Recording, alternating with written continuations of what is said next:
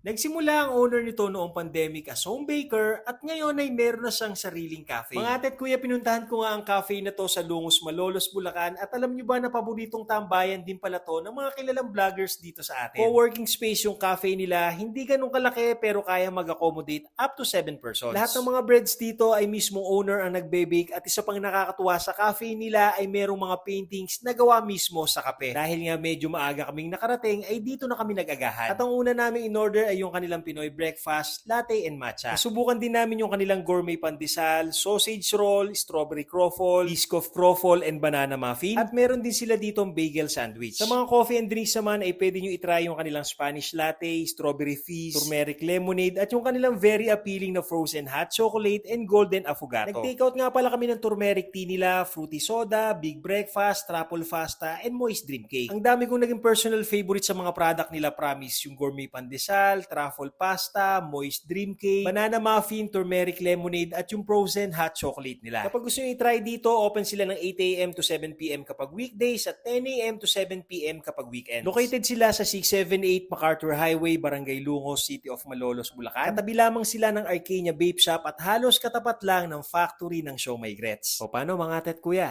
Kain tayo!